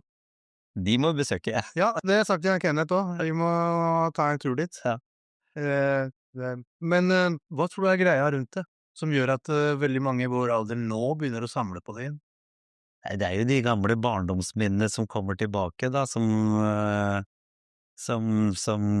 har betydd mye for deg, og gode minner, stå opp på morgenen, se på ja, DJ Catcho og sånn, og katta, så jeg synes det var helt, og hun var så forelsket i hun blonde der, og vi var sjalu for at katta alltid liksom prøvde seg på, vi fikk aldri mulighet til å prøve oss på hun. Så Linda hun var drømmen på den tida. Nei, det er litt den der, for min del da, så har det vært det der at alt det, de ønskene, jeg elsket jo en serie, men folk fikk dette slengt etter seg, veldig mange, mens jeg fikk aldri dette her slengt etter meg. Det lille jeg hadde av budsjett, og det lille foreldrene mine hadde av budsjett, det gikk jo til å glede oss, og når jeg fikk en leke, om det var He-Man eller Mask eller Star Wars eller hva det var, det var stort, og det har vi tatt vare på den dag i dag. Så den gamle, de minnene der, det har alltid vært der gjennom det kan du se høre med kona også når jeg traff henne. Det hadde jo allerede noe utstilt oppe, men det var veldig begrenset, og så begynte det å bli mer og mer, for da fikk jeg plutselig mulighet til å kjøpe, man hadde litt økonomi, man hadde fast jobb, ikke det at man brente av masse penger på det, men da følte jeg meg litt levende igjen. Og jeg tror nok det det går på, at den har muligheten og råd til det etter hvert, og så tror jeg den nostalgien da, det føles som at det var en mye bedre tid, ikke sant? Det det som gjør at man trekker seg tilbake. Ja. Så det 80-tallet og det som var rundt der, det har jo betydd mye, den barndommen min da, stå opp og se, og den svære TV-en vi hadde med den store magen, som hadde kun 8 kanaler som måtte tune inn, og det var jo bare uvær på det. Så det har betydd mye. Og så tok vi det opp på VO, så akkurat de samme filmene om igjen. Om igjen på bursdager også. Så er vi også, når det begynte å bli så slikt og sånt også. Ja. Men jeg har en utfordring til deg. Siden du tok opp det temaet, så det er jo ikke bare Transformers og Mask og sånn som har vært min greie. Jeg har en ringetone her som du skal få lov til å gjette. Hvis du ringer på den, og klarer å gjette hvilken av de tegneseriene den ringetonen er for, så blir jeg imponert. Jeg tror jeg må nesten klikke på dette her etterpå.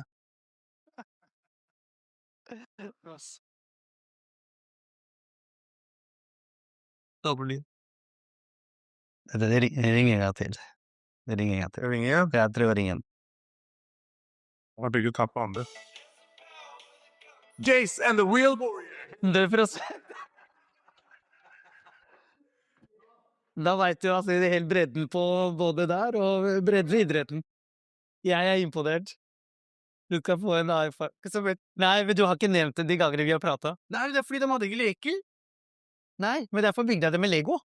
Den der bilen hans med den bygde jeg med Lego, og det var Lego-figuren min, den bilen. Jace and the Real Warriors hadde vel en av de kuleste soundtracket på en serie. Jeg digger den fortsatt en dag i dag, ass. Og faen meg jævlig kjedelig. Ja, det kan man si i hvert fall, ser tilbake. Og det er kjedelig, det. Fordi det var alltid den som kom før Transformers, og nå måtte Så måtte du se på den. Men musikken var så fengende at jeg bruker den dag i Det dag. er jo veldig 80s musikk, og hele pakka her var helt fantastisk. Ja. Let's call it a wrap. Jeg har koset meg masse, Jo, takk i like måte, det har vært veldig hyggelig. og så håper jeg vi ses igjen neste gang, så skal jeg prøve å få inn Kenneth her. Så han har noe juicy insights story komme. Det har det helt sikkert. Så inntil du så sier jeg bare takk for nå. Over og ut. Og takk for meg. Og takk for at jeg kunne komme.